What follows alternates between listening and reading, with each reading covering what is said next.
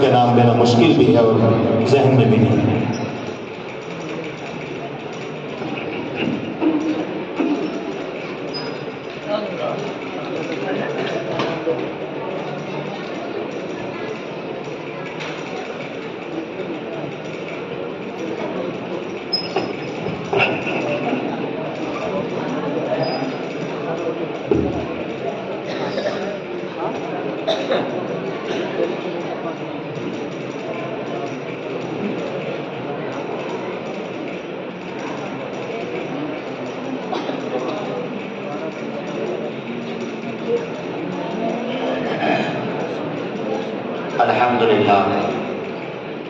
الحمد لله نحمده ونستعينه ونستغفره ونؤمن به ونتوكل عليه ونعوذ بالله من شرور أنفسنا ومن سيئات أعمالنا من يهده الله فلا مضل له ومن يضلل فلا هادي له ونشهد أن لا إله إلا الله وحده لا شريك له ونشهد أن سيدنا ومولانا محمدا عبده ورسوله أما بعد فأعوذ بالله من الشيطان الرجيم بسم الله الرحمن الرحيم كتاب أنزلناه إليك مبارك ليدبروا آياته وليتذكر أولو الألباب صدق الله مولانا العظيم۔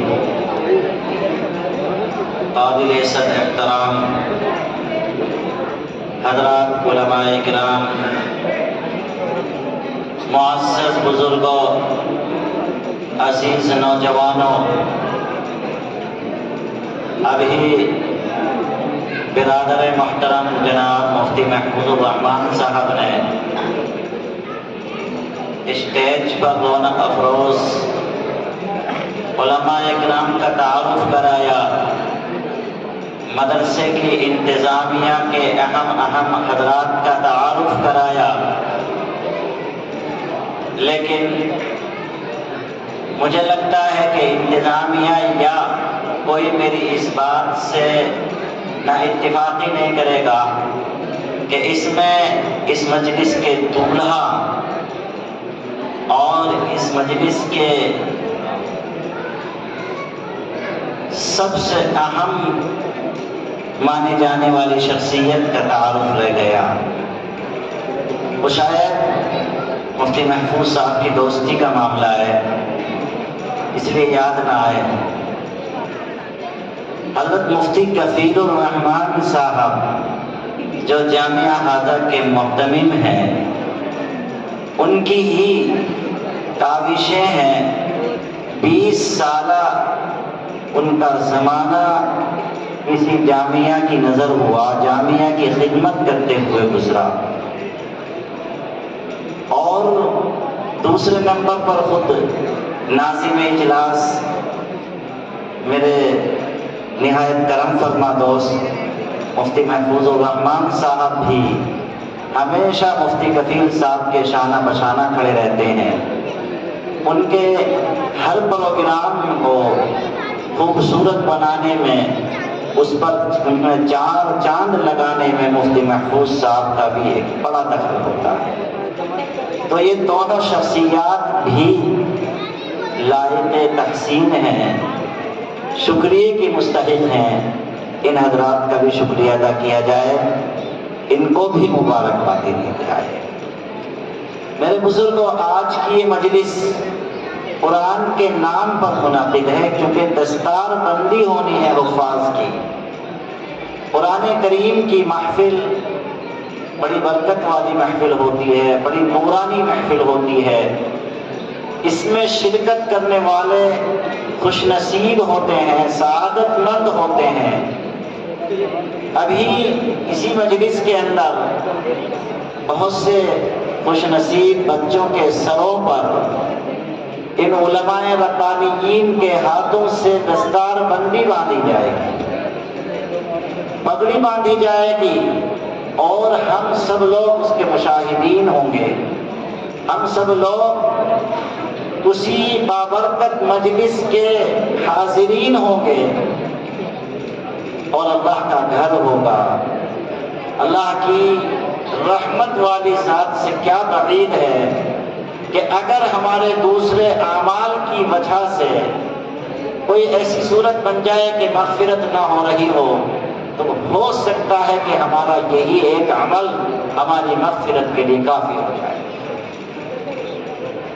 میرے بزرگوں، میں نے ایک آیت کریمہ تلاوت کی ہے۔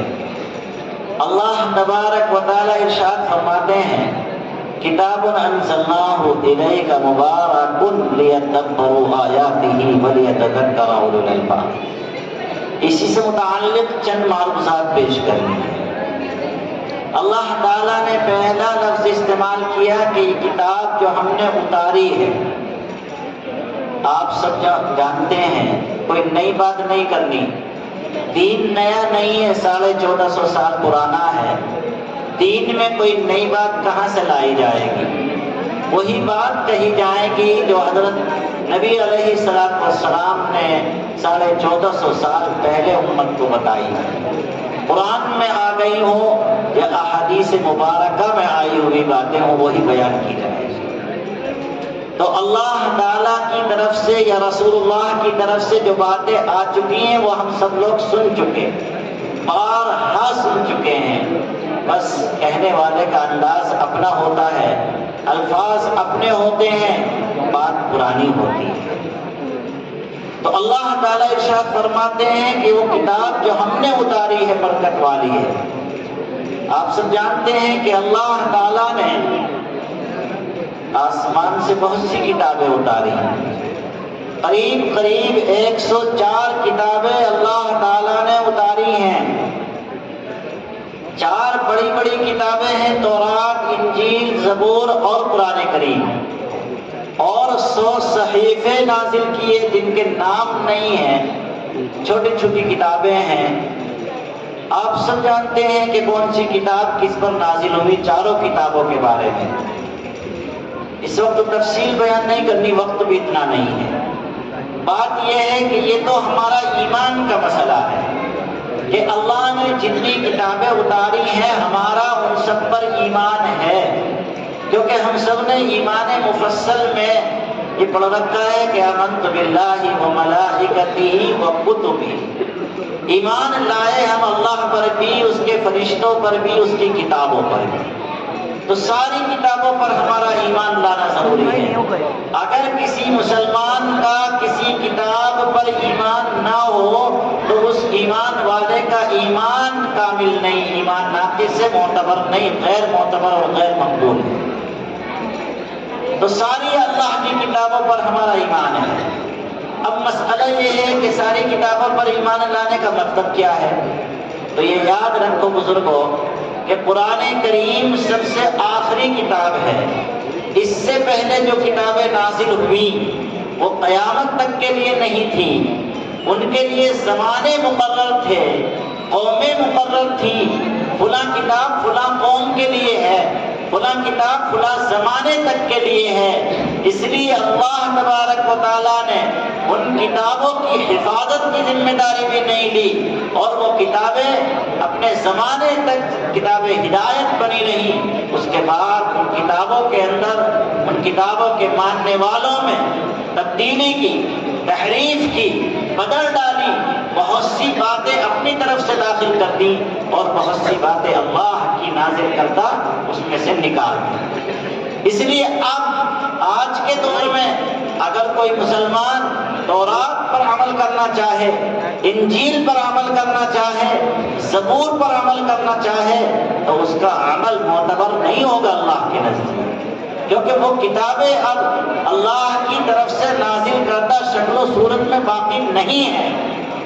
ایک کتاب صرف قرآن کریم ہی ایسی کتاب ہے کہ جس طرح 1450 سال پہلے نازل ہوئی اسی شکل و صورت کے ساتھ بعینہ آج بھی موجود ہے اور قیامت تک موجود رہے گی۔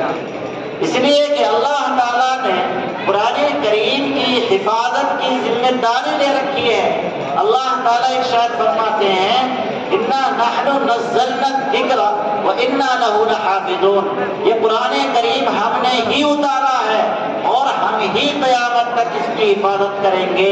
اب اللہ اگر کسی کتاب کی حفاظت کرے تو کوئی دنیاوی طاقت اس کے اندر کوئی تبدیلی نہیں کر سکتی۔ اس لیے ہمارا ایمان ہے کہ قرآن کریم جیسا 1450 سال پہلے نازل ہوا تھا اسی طرح اس میں کسی زبر زیر حرکت پیش یا کسی حرف کی کوئی تبدیلی نہ ہوئی اور نہ قیامت تک ہوگی۔ یہ ہمارا ایمان ہے۔ میرے بزرگوں، اس پر ایمان ضروری ہے۔ اگر کسی کا اس پر ایمان نہیں تو وہ ایمان والا کامل نہیں ہو سکتا ہے۔ ایک بات، اس کے بعد ایک بات، یہاں چند علماء بھی ہیں، بہت سے علماء ہیں، میں آپ حضرات کو بتاتا چلوں کہ حضرت نانوت میں مولانا قاسم صاحب رحمۃ اللہ علیہ جو ہمارے دارالعلوم دیوبند کے بانی ہیں، سب لوگ جانتے ہیں ان کا نام، انہوں نے لکھا ہے کہ قرآن کریم اللہ کا کلام ہے اور جو دوسری کتابیں ہیں وہ اللہ کی کتاب تو ہیں، اللہ کا کلام نہیں ہے۔ ذرا علماء اکرام توجہ دیں، قرآن کریم اللہ کا کلام ہے، اللہ کی صفت ہے، کلام اللہ کی صفت ہے، اور دوسری کتابیں اللہ کی کتابیں تو ہیں لیکن وہ اللہ کا کلام نہیں، اللہ کی صفت نہیں ہے۔ اور اللہ تعالیٰ کی ذات جیسے قیامت، جیسے ازل سے ابد تک ہمیشہ رہنے والی ہے، ایسے ہی اللہ کی صفات بھی ہمیشہ رہنے والی ہیں۔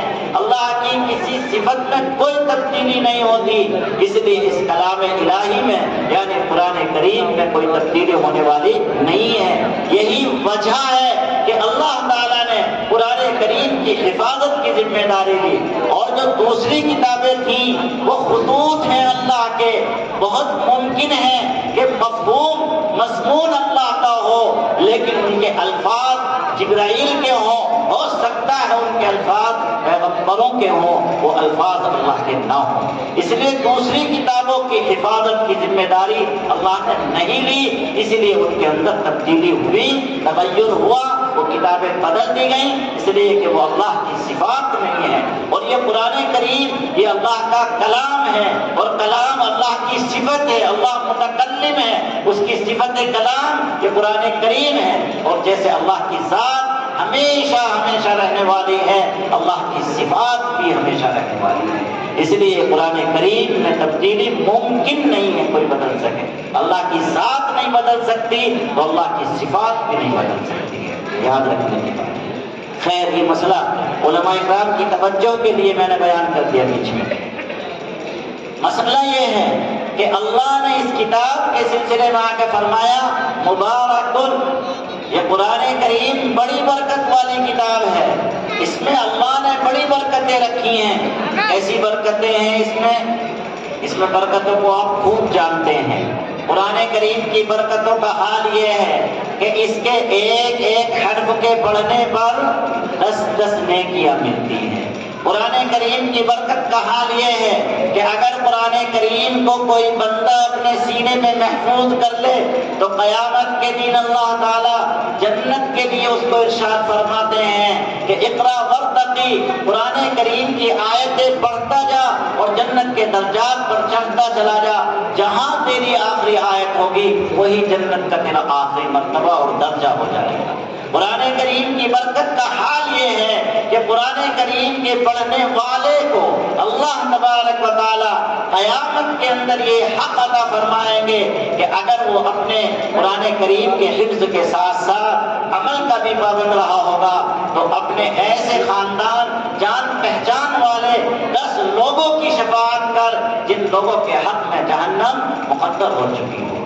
قرآن کریم کی برکت کا حال یہ ہے کہ قرآن کریم پڑھنے والے، حفظ کرنے والے کے والدین کو ایسا تاج پہنایا جائے گا کہ جس کے موتیوں کی چمک اس سورج کی روشنی سے بھی زیادہ حسین و خوبصورت ہو۔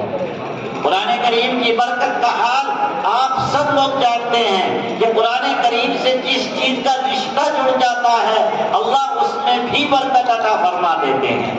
میں تفصیل میں نہیں جانا چاہتا، اشارے کرتا چلتا ہوں۔ قرآن کریم کا تعلق ہوا فرشتے سے تو فرشتہ سید الملائکہ بن گیا۔ قرآن کریم کا تعلق ہوا پیغمبر خدا صلی اللہ علیہ وسلم سے تو اللہ تعالیٰ نے ان کو امام الانبیاء، امام الرسل، بلکہ امام الاولین والآخرین کا خطاب عطا فرمایا۔ قرآن کریم کا تعلق ہوا رمضان سے تو رمضان کو اللہ تبارک و تعالیٰ نے تمام مہینوں کا سردار بنا دیا۔ قرآن کریم کا تعلق ہوا لیلۃ القدر سے تو اللہ تعالیٰ نے اس کو 1000 مہینوں سے افضل بنا دیا۔ قرآن کریم کا تعلق ہوا مکہ اور مدینے کی سرزمین سے تو اللہ تعالیٰ نے مکہ اور مدینے کی سرزمین کو وہ مرتبہ عطا فرمایا کہ وہاں ایک عبادت کا ثواب 1,50,000 عبادتوں کے برابر کر دیا۔ قرآن کریم کا جس چیز سے تعلق ہوتا ہے اللہ تعالیٰ اس کے مرتبے بلند کرتا چلا جاتا ہے، اس کے اندر رفعت شان پیدا ہو جاتی ہے۔ یہ تو سب اللہ کی طرف سے رشتے مقرر کیے ہوئے، ہم نے نہیں مقرر کیے، فرشتہ اللہ نے مقرر کیا، پیغمبر اللہ نے مقرر کیا، مہینہ اللہ نے مقرر کیا، رات اللہ نے مقرر کی، مکہ مدینہ اللہ نے مقرر کیے، یہ ہمارے مقرر کیے ہوئے نہیں ہیں، ان میں برکت ہے۔ لیکن یاد رکھیے اگر ہم بھی کسی چیز کا رشتہ قرآن کریم سے جوڑ دیتے ہیں تو اللہ اس میں بھی برکت عطا فرما دیتے ہیں۔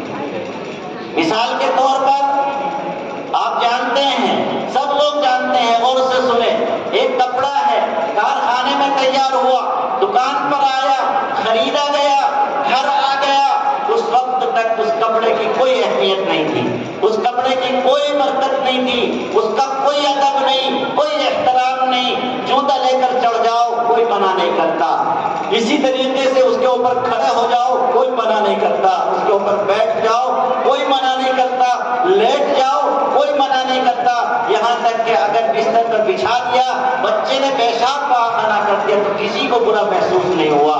لیکن وہی کپڑا جب ہم اپنے گھر میں خرید کر لائے اور بیڈ شیٹ بنانے کے بعد اس کا کچھ ٹکڑا بچ گیا، گھر میں رکھا تھا، گھر والی نے سوچا قرآن کریم کا جزدان پرانا ہو چکا ہے، چلیے اس کپڑے کا جزدان بنا دیتے ہیں۔ قرآن کریم کا جیسے ہی جزدان بنا، قرآن کریم کے ساتھ اس کا رشتہ جڑا، قرآن کریم جیسے ہی اس جزدان میں رکھا گیا، اب اس کپڑے کی قدر بڑھ گئی، اب اس کپڑے کا ادب بڑھ گیا، اب اس کپڑے کا احترام ہونے لگا، اب اس کپڑے کو آپ پاؤں کے نیچے نہیں رکھ سکتے، اب اس کپڑے کے اوپر اپنا پیر نہیں رکھ سکتے، اس کپڑے کو آپ زمین پر رکھ کر اس کے اوپر بیٹھ نہیں سکتے۔ کیوں؟ اس لیے کہ اس کپڑے کے اندر اب رشتہ قرآن سے ہونے کی وجہ سے تعظیم آ گئی، ادب آ گیا، احترام آ گیا، آج اب اس کپڑے کو عام کپڑوں کی طرح استعمال نہیں کیا جائے گا۔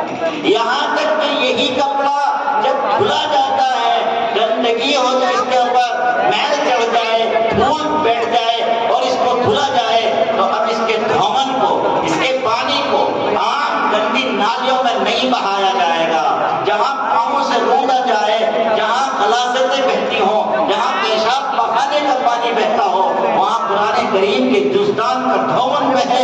یہ مسلمان کی شان نہیں ہے، یہ مسلمان کا دل گوارا نہیں کرتا ہے، بلکہ اب اس دھون کو کسی درخت کی جڑ میں ڈالا جائے، کسی دیوار کے اوپر چھڑک کے جائے، تاکہ یہ ادب والا پانی، تاکہ یہ قرآن کریم کے جزدان کا دھون ہمارے گندے پاؤں کے نیچے نہ آ جائے۔ قرآن کریم سے جزدان کا تعلق، اس کپڑے کا رشتہ ہم نے نہیں، اللہ نے نہیں جوڑا تھا، ہم نے جوڑا، ہمارے رشتہ جوڑنے کی وجہ سے اس کے اندر ادب آ گیا، ہمارے رشتہ جوڑنے کی وجہ سے اس کے اندر برکت آ گئی۔ اب وہ جزدان قرآن کریم کے ساتھ اوپر رکھا جاتا ہے، احترام کے ساتھ قابل احترام جگہ پر رکھا جاتا ہے۔ میرے بزرگوں، جب قرآن کریم سے ان چیزوں کا رشتہ جوڑنے کی وجہ سے جو اللہ نے جوڑے ہوں یا ہم نے جوڑے ہوں، ان کے اندر برکت آ جاتی ہے، تو اب یاد رکھیے قرآن کریم سے اگر ہمارا رشتہ جڑ جائے، انسانوں کا رشتہ جڑ جائے، جو انسان اشرف المخلوقات ہیں، اللہ نے فرمایا وَلَقَدْ كَرَّمْنَا بَنِي آدَمَ، ہم نے بنی آدم کو یعنی انسانوں کو عزت عطا فرمائی ہے۔ مطلب وہ لفظ جو آپ سنتے ہیں کہ انسان کو اللہ نے اشرف المخلوقات بنایا، 18 12,000 کائنات ہیں یا اس سے کم زیادہ، ساری کائنات میں سب سے اشرف، اعلیٰ، افضل، بڑا مرتبہ اللہ تعالیٰ نے انسان کو بنایا، یہاں تک کہ فرشتوں سے بھی افضل قرار دیا انسان کو۔ تو وہ انسان جو ساری کائنات میں سب سے بہتر ہے، اگر اس انسان کا رشتہ قرآن سے جڑ جائے گا تو کیا وہ انسان برکت والا نہ ہو جائے گا؟ یقیناً برکت والا ہو جائے گا۔ یہاں تک بات سننے کے بعد اب وہ اقبال کا شعر سنیے جو اقبال نے اب سے 70-80 سال پہلے کہا تھا۔ علامہ اقبال کہتے ہیں وہ معزز تھے زمانے میں مسلمان ہو کر اور ہم خوار ہوئے تارک قرآن ہو کر، یعنی ہم لوگ صحابہ کا نام لیتے ہیں، صحابہ کو اللہ نے عزت عطا فرمائی تھی، شان عطا فرمائی تھی، ان کا دنیا کے اندر دبدبہ تھا، رعب تھا، وہ جو عزت تھی صحابہ کی وہ کیوں تھی؟ اقبال کہتے ہیں وہ ان کے مسلمان ہونے کی وجہ سے، یعنی وہ قرآن سے وابستہ تھے، وہ سنت رسول کے دیندار تھے، وہ قرآن کو اپنی زندگی کا جز بنائے ہوئے تھے، وہ سنت رسول کے دیندار اور اس پر عمل کرنے والے تھے، اللہ نے ان کو عزت عطا فرمائی تھی۔ صحابہ رضی اللہ عنہم کی عزت کے قصے تو آپ لوگوں نے خوب سنے ہوں گے۔ حضرات صحابہ رضی اللہ عنہم کو اللہ نے کیا شان عطا فرمائی تھی، کیا بلندی عطا فرمائی تھی۔ آپ کو معلوم ہے نا، بدر کے میدان کا قصہ تو سب کو یاد ہوگا۔ 313 صحابہ ہیں، ہتھیار ساتھ نہیں، ٹوٹی تلواریں کسی کے پاس ہیں کسی کے پاس نہیں، نیزہ اور خود کسی کے پاس ہے کسی کے پاس نہیں، پوری جماعت میں گھوڑے کسی کے پاس ہیں کسی کے پاس نہیں، یہاں تک کہ بعض کے پاؤں میں تو چپل اور جوتا بھی نہیں تھا۔ صحابہ کی تعداد 313، بے سر و سامانی کا عالم، ادھر سامنے لشکر جرار 1000 کی تعداد، سامان سے لیس، تلوار بھی سب کے پاس، گھوڑے اور ہاتھی بھی، اونٹ بھی سب کے پاس، سواریوں کے ساتھ، لیکن اللہ کے ان 313 غازیوں نے 1000 کے لشکر کا اکٹھا کیا یا نہیں کیا؟ کیوں 313 کو غلبہ کیوں ہوا؟ قرآن اور حدیث و سنت سے محبت اور تعلق کی وجہ سے، اس پر عمل کرنے کی وجہ سے، ورنہ ان کے پاس کوئی اور طاقت نہیں تھی اس کے علاوہ۔ آپ لوگوں کے دماغ میں آ سکتا ہے، کوئی کہہ سکتا ہے کہ یہاں تو حضرت نبی پاک صلی اللہ علیہ وسلم خود موجود ہیں، حضرت کا معجزہ ہوگا، فرشتے اتر کر آئے تھے، یہ سب ہم لوگ جانتے ہیں مدد کے لیے، لیکن فرشتے بھی ہر کسی کی مدد کے لیے آ جائیں گے کیا؟ فرشتوں کی مدد حاصل کرنے کے لیے بھی تو اللہ سے ربط چاہیے، تعلق چاہیے، کہیں ہماری مدد کے لیے نہ اتر آئے۔ کیوں نہیں اتر رہے آج کل؟ کیونکہ من کان للہ کان اللہ لہ کا معاملہ ہے، جو اللہ کا ہوتا اللہ اس کا ہوتا ہے، وہ اللہ کے تھے تو اللہ کے مدد آئی، ہم اللہ کے نہیں ہو پا رہے ہیں اس لیے مدد نہیں آ پا رہی ہے۔ لیکن چھوڑیے، آگے چلیے، نبی علیہ السلام دنیا سے تشریف لے گئے، فاروق اعظم یا ابوبکر کا زمانہ ہے، خالد ابن ولید لشکر لیے ہوئے ہیں، سامنے رستم کا لشکر ہے، خالد ابن ولید کے لشکر کی تعداد 30,000 ہے اور رستم کے لشکر کی تعداد 1,00,000 ہے۔ 30,000 کا مقابلہ 1,00,000 سے ہے۔ عقل آتی ہے عقل میں بات کہ 30,000 کا لشکر 1,00,000 والے کو ہرا دے گا، لیکن لشکر مسلمانوں کا، ادھر کافروں کا، غیر مسلموں کا لشکر ہے، عیسائیوں کا لشکر ہے، اللہ نے مسلمانوں کے 30,000 کے لشکر کو غلبہ عطا فرمایا۔ یہاں تو حضرت نبی علیہ السلام بھی موجود نہیں ہے، حضرت نبی علیہ السلام بھی تشریف لے گئے ہیں دنیا سے۔ یہ جو صحابہ کو غلبے ہو رہے ہیں، یہ جو صحابہ کو اللہ تعالیٰ عزت عطا فرما رہے ہیں، کیوں؟ کیا چیز تھی صحابہ کے پاس؟ آپ غور کریں، کیا ان کے پاس افرادی طاقت بہت زیادہ تھی؟ ابھی افراد کی طاقت تو آپ نے دیکھ لی، دشمن ان کے مقابلے میں 3 گنا سے زیادہ ہے، 2 گنا نہیں، 3 گنا سے بھی زیادہ ہے۔ 30,000 کا 3 گنا 90,000 ہوتا ہے، اس سے بھی زیادہ ہے۔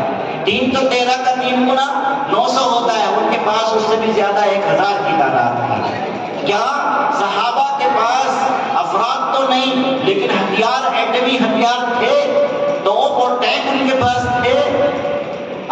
جانتے ہی ہیں صحابہ کے پاس تو صحیح طور پر تلواریں بھی نہیں تھیں. صحابہ کے پاس تو زرہ ہے تو خود نہیں، یعنی سینے کے بچانے کے لیے اگر زرہ ہے تو سر بچانے کے لیے خود نہیں ہوتا. صحابہ کے پاس اگر نیزہ ہے تو تلوار نہیں ہے. ہتھیاروں کا عالم یہ ہے. مال و دولت کا عالم تو آپ خوب جانتے ہیں کہ حضرت نبی علیہ الصلوۃ والسلام جب تشریف لے گئے دنیا سے تو آپ مقروض تھے ایک یہودی کے. آپ کی ذراع مبارک اس یہودی کے پاس گروی رکھی ہوئی تھی قرض کی وجہ سے. مال و دولت کا حال ہے. فاروق اعظم رضی اللہ تعالیٰ کا قصہ مشہور ہے کہ جب بیت المقدس کی فتح کے لیے تشریف لے گئے ہیں تو حضرت فاروق اعظم کے پاس مال کا یہ عالم ہے. ایک طرف وہ خلیفۃ المسلمین ہیں، مسلمانوں کے خلیفہ ہیں، لیکن دو جا رہے ہیں، ایک خادم اور ایک فاروق اعظم. دونوں کے پاس دو سواریاں نہیں ہیں.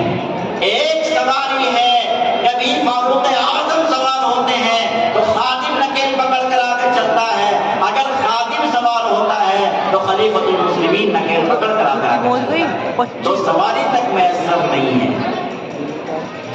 جسموں کے اوپر جو لباس ہے فاروق اعظم کا اس پر پیوند لگے ہوئے ہیں.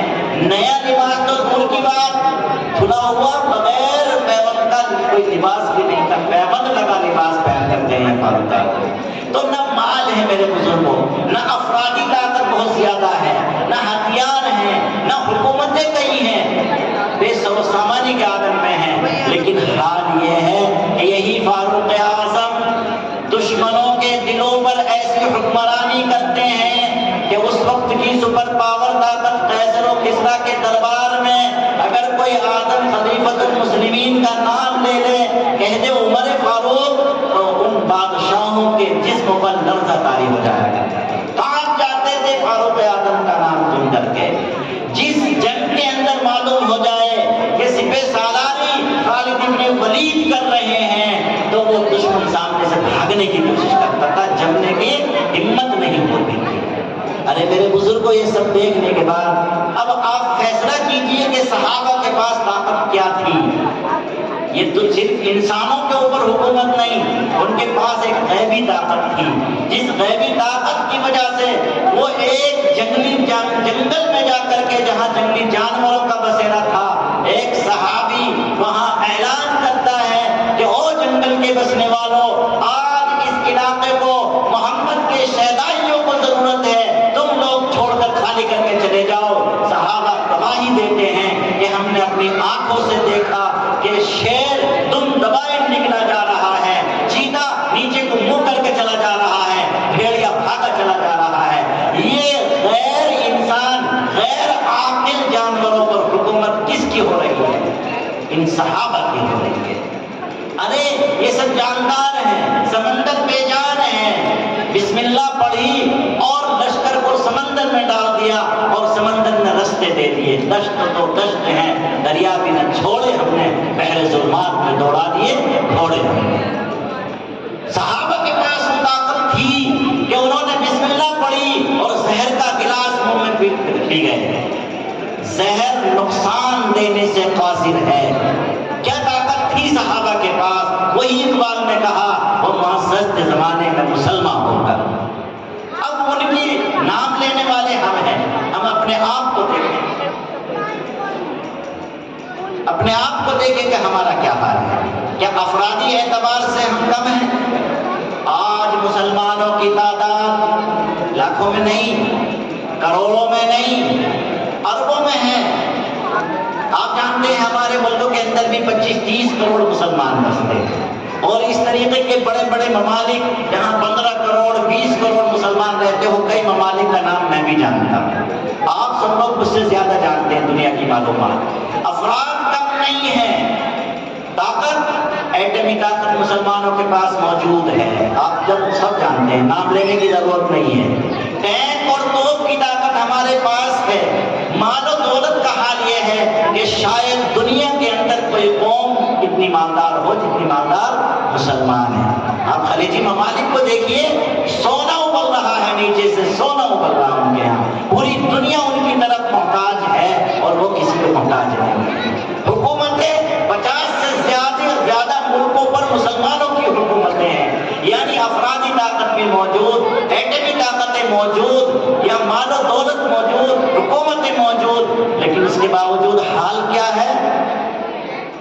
کبھی بھی جس کا جی چاہتا ہے، جس ملک پر چاہتا ہے مسلمانوں کے حملہ کیا جاتا ہے اور تباہ کر دیا جاتا ہے۔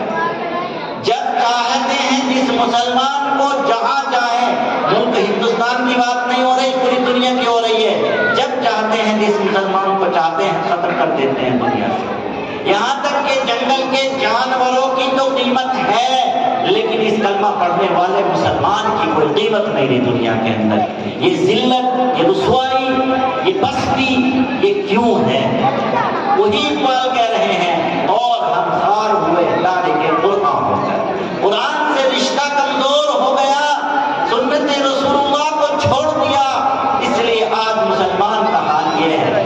مسلمان یہ سوچتا ہے کہ ہماری ترقی دنیاوی عہدوں میں ہے، دنیاوی منصبوں میں ہے، دنیاوی ملازمتوں میں ہے۔ یاد رکھیے ہمارا حال اس دھوبی کے کتے کی طرح ہو جائے گا کہ ہم نے اللہ کا در چھوڑ کر کے دوسروں کے در پر جا کر کے جو اپنا سر جھکایا ہے، تو ہم گھر کے رہے نا گھاٹ کے۔ وہ ایک سجدہ جسے تو گراں سمجھتا ہے، ہزار سجد سے دیتا ہے آدمی کو نجات۔ مسلمانوں صرف اللہ کے ہو جاؤ، سارے کام بن جائیں گے، اور اللہ کو چھوڑ کر کے تم دوسروں کے دروں پر جا کر سجدہ کرتے رہو، کام نہیں بنیں گے۔ بعض کام کے لیے ایک ایک نیتا کے پیچھے ہم 10 مرتبہ جا چکے ہیں، لیکن کام نہیں ہو رہا۔ عدالتوں کے چکر کاٹ رہے ہیں، کام نہیں ہو رہا ہے۔ مالداروں کے پیچھے پڑے ہوئے ہیں، کام نہیں ہو رہا ہے۔ ارے یہ کون ہے کام کرنے والے؟ کام کرنے والی ذات تو صرف اللہ کی ہے۔ اللہ سے مانگیے، اللہ کے در پر آپ گڑ گڑا کر کے مانگیے، اللہ ہی کی طرف سے کام ہوگا۔ وہ کہتے ہیں کہ جب قارون کو دھسایا جا رہا تھا، قارون موسیٰ علیہ السلام سے تو توبہ کر رہا تھا، موسیٰ چھوڑ دو چھوڑ دو، اگر وہ اس وقت میں اللہ سے کہہ دیتا اللہ چھوڑ دے، تو کام تو اللہ سے بنتا ہے، دنیا والوں سے نہیں بنتا۔ میرے بزرگوں، تو بات ختم کرنے کا وقت ہو گیا، مجھے تھوڑا ہی وقت دیا گیا تھا۔ قرآن کریم سے رشتہ ٹوٹنے کی وجہ سے آج یہ حال آیا ہے، اس لیے قرآن کریم سے رشتے کو جوڑیے۔ اب آپ کے دماغوں میں فوراً سوال آئے گا کہ قرآن سے کیسے رشتہ جوڑیں؟ قرآن سے ہم محبت تو کرتے ہیں، ہمارے گھروں کے اندر قرآن رکھے ہوئے ہیں، ہمارے بچے قرآن پڑھتے ہیں، یہ حافظ قرآن ہمارے ہی تو ہیں، کوئی غیر مسلموں کے بچوں نے تھوڑی حفظ قرآن کیا ہے۔ مدرسوں کے اندر جتنے بچے پڑھتے ہیں وہ ہمارے ہی تو پڑھتے ہیں، کوئی غیر مسلموں کے بچے تھوڑی پڑھتے ہیں۔ قرآن سے ہمارا رشتہ ہے تو کیسے مضبوط کریں، کیسے جوڑیں؟ کیا کہتے ہیں آپ لوگ؟ مولوی لوگ پتہ نہیں کیا کیا کہتے ہیں کہ قرآن کریم سے رشتہ کمزور ہو گیا، قرآن کریم سے رشتہ ٹوٹ گیا۔ کہاں ٹوٹا ہے؟ ہمارا رشتہ جڑا ہوا ہے۔ آج بھی دنیا کے کسی کونے پر اگر قرآن کی توہین کی جاتی ہے تو مسلمان جان دینے کے لیے تیار ہو جاتا ہے یا نہیں ہو جاتا؟ ہو جاتا ہے۔ قرآن سے تو ہمارا رشتہ مضبوط ہے۔ میرے بزرگوں، قرآن سے رشتہ مضبوط ہونے کا صرف یہ مطلب نہیں ہے۔ قرآن سے رشتے کو مضبوط کرنے کے لیے 4 ارادے کریں، 4 نسخے ہیں، ان چاروں نسخوں کو پانی میں کھول کر پی لیں، انشاءاللہ قرآن سے رشتہ مضبوط ہو جائے گا۔ اور سے سن رہے ہیں نا میری بات؟ آپ سب سن رہے ہیں تو اب میری بات اور سے سنو۔ 4 ارادے کرو، عزم مصمم اور پختہ ارادے کرو 4۔ پہلا ارادہ یہ کرو، اللہ کے گھر میں بیٹھے ہو، پختہ ارادہ کرو عمل کرنے کی نیت سے کہ مسلمان یعنی ہمارے گھر میں جو بچہ بھی پیدا ہو، ہم اسے قرآن کریم صحیح پڑھنا ضرور سکھائیں گے انشاءاللہ۔ ہر بچہ ہمارے گھر میں چاہے لڑکا ہو یا لڑکی، وہ قرآن صحیح پڑھنا جانتا ہو، قرآن سے محروم نہیں رہنا چاہیے۔ اور دوسری بات اس کے ساتھ ملا کر یہ بھی کہو، یہ بھی اسی ارادے میں الگ سے نہیں ہے کہ قرآن کریم بچوں کو پڑھانا ضرور ہے، لیکن ان کو مکتب اور مدرسے میں بھیج کر پڑھانا ہے، ٹیوشن سے گھر نہیں پڑھانا۔ دیکھو اس کی مصلحت اور حکمت یہ ہے کہ ہمیں قرآن کے ساتھ ساتھ بچے کو مومن اور مسلمان بھی بنانا ہے، اور مدرسوں کے اندر، مکتبوں کے اندر قرآن پڑھایا جاتا ہے، کلمے سکھائے جاتے ہیں، 6 کلمے، ایمان مفصل، ایمان مجمل یاد کرایا جاتا ہے، وضو کے فرض اور وضو کا طریقہ سکھایا جاتا ہے، غسل کے فرض اور غسل کا طریقہ سکھایا جاتا ہے، نماز کا طریقہ بتایا جاتا ہے، نماز پڑھنی سکھائی جاتی ہے۔ مدرسوں کے اندر بہت ساری دعائیں سکھائی جاتی ہیں، کھانے سے پہلے باپ کی دعا، سونے سے پہلے باپ کی دعا، استنجے میں جانے سے پہلے اور باپ کی دعا، دودھ پینے اور چائے پینے کے بعد کی دعا، مسجد میں آنے جانے کی دعا۔ یہ ایسی دعائیں ہیں کہ ان دعاؤں کو ہم معمولی سمجھتے ہیں، لیکن یہ وہ دعائیں ہیں جو ایمان والوں کو ایمان پر جماتی ہیں۔ آج جو ہمیں جگہ جگہ سے خبریں سننے کو مل رہی ہیں کہ ہمارے بچے اسلام کو چھوڑ کر کے دوسرے دینوں میں جا رہے ہیں، مرتد ہو رہے ہیں، خاص طور پر ہماری بچیاں ارتداد کے دہانے پر ہیں۔ آج وہاں سے 50 کی خبر آئی، وہاں سے 100 کی خبر آئی، وہاں سے اتنے سینکڑے کی خبر ہو گئی کہ وہاں کی اتنی بچیاں غیروں کے ساتھ مسلمان نکاح کر کے اور شادی کر کے چلی گئی ہیں۔ یہ ساری وجہ یہ ہے کہ ان بچوں کے دل و دماغ میں ایمان کی اہمیت نہیں ہے۔ اگر ان بچوں کو جنت اور جہنم کی صحیح صورتحال معلوم ہو جائے، ایمان کی قدر و قیمت معلوم ہو جائے، تو کوئی بچہ کوئی بچی دنیا کی کسی لالچ میں یا دنیا کے کسی خوف سے وہ جہنم کو قبول نہیں کر سکتی جنت کو چھوڑ کر کے۔ لیکن آج جو ذرا ذرا سے بہانے پر، ذرا ذرا سے چھوٹی چھوٹی سے لالچوں میں آ کر کے، کسی کے عشق میں پھنس کر، کسی کے اور کسی صورت میں دیکھ کر کے اپنے ایمان کو چھوڑ کر، جنت کی نعمتوں کو چھوڑ کر جہنم کے عذاب کو اختیار کر رہی ہیں بچیاں یا بچے، یہ صرف اس کی وجہ یہ ہے کہ ان کا ایمان نہیں ہے۔ اس لیے میں کہتا ہوں کہ آدھے گھنٹے میں جو گھر ٹیوشن پڑھانے والے قاری صاحب مولانا صاحب آتے ہیں، وہ یاد رکھو قرآن کے الفاظ ضرور پڑھا دیں گے، لیکن وہ یہ ایمان کی چیزیں نہیں پڑھا پائیں گے۔ آدھے گھنٹے میں کیا کیا پڑھائیں گے؟ اس لیے آپ مکتبوں میں بھیجیے بچوں کو، مدرسوں میں بھیجیے بچوں کو، وہاں قرآن کریم پڑھنا سیکھیں۔ 8 سال تک 9 سال تک سب کچھ سیکھ جائیں گے۔ آپ کی مرضی، چاہے آگے ان کو حفاظ علماء قرہ بنائیں اور چاہے آپ ان کو ڈگریاں دلائیں، LLB کرائیں، انجینئر بنائیں، ڈاکٹر بنائیں، جو چاہے آپ بنائیں، آپ کی مرضی، لیکن پہلے آپ قرآن ضرور پڑھائیں گے۔ ایک ارادہ تو یہ ہم کر چکے انشاءاللہ کہہ کر کے، اللہ عمل کی توفیق دے۔ دوسرا ارادہ میرے بزرگوں یہ کیجئے کہ ہم نوجوان، ادھیڑ، بوڑھے، جتنے یہاں بیٹھے ہوئے ہیں، جن لوگوں نے اب تک قرآن نہیں پڑھا ہے، انہیں قرآن پڑھنا نہیں آتا، بچپنے میں پڑھا نہیں، یا حضرت پڑھا تو ضرور ہے لیکن ہم نے محلے کی فلاں عورت سے یا فلاں حافظ جی سے پڑھا تھا، لیکن انہوں نے ہمیں کوئی خاص نہیں پڑھایا، ہمیں پتہ ہی نہیں کہ کھڑا کہاں ہوتا ہے اور پڑھا کہاں ہوتا ہے، ہمیں پتہ ہی نہیں کہ شین اور سین میں کیا فرق ہوتا ہے، ہمیں پتہ ہی نہیں کہ جیم دال زا میں کیا فرق ہوتا ہے، ہم عین اور حمزہ کے فرق کو نہیں جانتے، ہمیں تو ال اور عالمین میں دونوں میں الگ الگ کچھ نہیں ہوتا، العالمین ایک طرح پڑھتے ہیں ہم تو۔ ایسا پڑھنے والے یا نہ پڑھنے والے سب لوگ آج ارادہ کریں اس اللہ کے گھر میں بیٹھ کر قرآن کی محفل میں کہ انشاءاللہ قرآن پڑھنا سیکھیں گے، صحیح پڑھنا سیکھیں گے۔ سب لوگ ارادہ کر رہے ہیں صحیح پڑھنا سیکھیں گے۔ اب مسئلہ یہ ہے کہ حضرت کیسے سیکھیں؟ تو میں یہ نہیں کہتا کہ آپ مکتب میں داخلہ لے لو، آپ مدرسے میں داخلہ لے لو، کیونکہ آپ کے پیچھے پوری لشکر ہے، بیوی ہیں، بچے ہیں، تمام کاروبار ہے، سب کو چھوڑ کر مدرسے میں نہیں آ سکتے آپ۔ وہیں جہاں آپ کا بیٹا بھی پڑھ رہا، آپ بیٹھ کے پڑھیں گے تو اچھا محسوس نہیں ہوگا، وہیں جہاں آپ کا پوتا پڑھ رہا وہاں آپ بیٹھ کر پڑھیں اچھا نہیں محسوس ہوگا۔ اس لیے میں کہتا ہوں کہ اپنے نوجوان، ادھیڑ، بوڑھے اپنے محلے کے امام صاحب سے قرآن پڑھیں، ان سے درخواست کریں کہ حضرت مغرب بعد، عشاء بعد، فجر بعد جب آپ کو موقع ہو آپ ہمیں قرآن کریم پڑھایا کریں گے، ہم اپنا قرآن کریم پڑھیں گے، یا قرآن پڑھنا تو آتا ہے لیکن صحیح پڑھنا سیکھیں گے۔ مجھے امید ہے کہ کوئی اللہ کا ولی امام منع نہیں کرے گا، آپ درخواست کریں گے تو آپ درخواست کیجئے، امام صاحب فوراً تیار ہو جائیں گے انشاءاللہ۔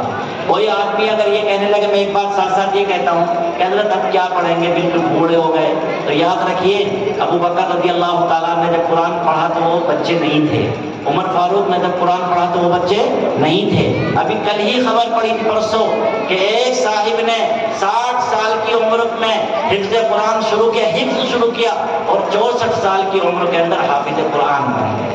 آپ بھی بن سکتے ہیں، کیا پریشانی کی بات ہے؟ اور بات کہتا چلوں کہ بعض لوگ یہ کہتے ہیں کہ اب تو پتہ نہیں کب مر جائیں، کب اللہ کی طرف سے بلاوا آ جائے، اب کیا شروع کریں گے، ہم سے پڑھا نہیں جائے گا۔ تو یاد رکھیے ایسے لوگوں کے لیے تو بہت اچھا موقع ہے، قرآن پڑھنا شروع کر دیجئے۔ اگر آج ہم نے بسم اللہ پڑھ دی اور کل اللہ نے بلا لیا تو ہم علم طلب کرتے کرتے اللہ کے پاس جائیں گے۔ ان کے لیے وعدہ ہے من مات فی طلب العلم فهو شہید، جو بندہ علم پڑھتے پڑھتے دنیا سے چلا جائے اللہ اسے شہادت کا رتبہ عطا کرتے ہیں۔ میرے بزرگوں اس سے بڑی کیا بات ہوگی؟ 3 وعدے ہو گئے، 2 خود قرآن کریم پڑھیں، سارے لوگ پڑھیں جو پڑھنا نہیں جانتے ہیں۔ تیسرا ارادہ یہ کیجئے کہ جب ہم بھی پڑھنا جان جائیں، ہمارے بچے بھی سب پڑھنا جانیں، تو اب روزانہ فجر کی نماز کے بعد ہمارے گھر میں ہر آدمی، مرد، عورت، بچہ، جوان، سب قرآن کریم کی تلاوت کیا کریں گے۔ روزانہ 1 پارے کی قرآن کریم کی تلاوت ہر آدمی کرے گا انشاءاللہ۔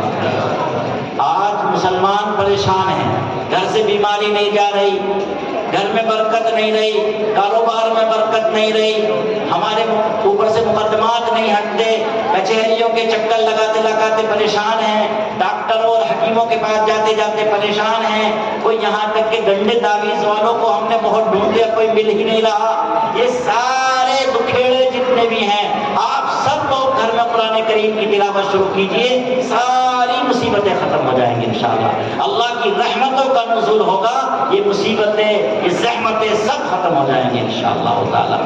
تو تیسرا ارادہ یہ عزم مسلمان کیجئے کہ روزانہ قرآن کریم کی تلاوت سب لوگ کریں گے انشاءاللہ۔ چوتھا ارادہ یہ کیجئے کہ ہم اپنے محلے میں جو بھی بڑی مسجد ہو، جیسے یہ مسجد ہے، اس کے علاوہ جہاں تک کے بھی لوگ ہوں، اپنے محلے کی بڑی مسجد کے حضرت امام صاحب سے اگر وہ عالم دین ہیں اور تیار ہیں، نہیں تو کسی اور عالم دین سے درخواست کریں گے کہ ہفتے میں 3 دن قرآن کریم کا ترجمہ اور تفسیر بیان کیجئے، یا 2 دن قرآن کریم کا ترجمہ اور تفسیر بیان کیا کیجئے۔ ہم سب لوگ اکٹھے ہو کر توجہ سے قرآن کریم کا ترجمہ اور تفسیر سنیں گے، اور اللہ تعالیٰ جو کرنے کے لیے فرمائیں گے وہ کریں گے، اور اللہ تعالیٰ جن کاموں سے رکنے کے لیے کہیں گے ان سے رکیں گے۔ اللہ نے یہی فرمایا لِيَدَّبَّرُوا آیَاتِي وَلِيَتَذَكَّرَ أُولُو الْأَلْبَابِ، تاکہ قرآن کریم کی آیات میں غور کریں کہ اللہ کیا فرما رہے ہیں، اور اس کے بعد نصیحت حاصل کریں عقل والے، یعنی عمل کریں۔ تو یہ 4 ارادے آج آپ لوگوں نے مسجد میں اللہ کے گھر میں بیٹھ کے کیے، آج سے آپ ان 4 کاموں کو کرنا شروع کر دیجئے۔ قرآن کریم کے ساتھ جو رشتہ کمزور ہوا، جو رشتہ ٹوٹا ہے، وہ رشتہ مضبوط ہو جائے گا، اور پھر انشاءاللہ وہی ہوگا جو ہم کہہ سکتے ہیں کہ آج بھی ہو جو براہیم زعیمہ پیدا، آگ پر سکتی ہے اندازے گلستہ پیدا۔ اللہ تعالیٰ عمل کی توفیق عطا فرمائے، اس جلسے کو قبول فرمائے، آمین۔ وآخر دعوانا ان الحمد